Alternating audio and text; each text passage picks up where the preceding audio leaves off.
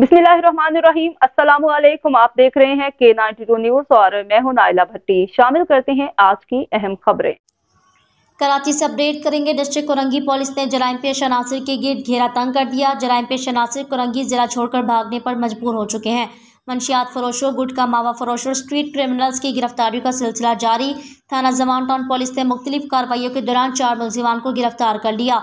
गिरफ्तार मुलजिमान में गुटखा मावा फरोश, ईरानी पेट्रोल सप्लायर और स्ट्रीट क्रिमिनल शामिल हैं। गिरफ्तार स्ट्रीट क्रिमिनल फयाज से असलहा, एक पिस्टल, छीना व मोबाइल फ़ोन बरामद। गिरफ्तार गुटखा फरोश सलमान और नूर से 23 किलो से ज़्यादा मुजरे सेहत गुटखा मावा बरामद कर लिया।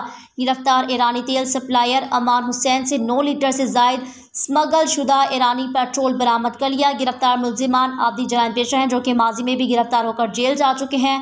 गिरफ्तार मुलजिमान पर गुटखा फरोशी और नाजायज़ असलहा के दर्जनों मुकदमात भी दर्ज हैं। गिरफ्तार मुलजिमान के खिलाफ मुकदमा दर्ज करके तफ्तीश का आगाज़ किया गया है।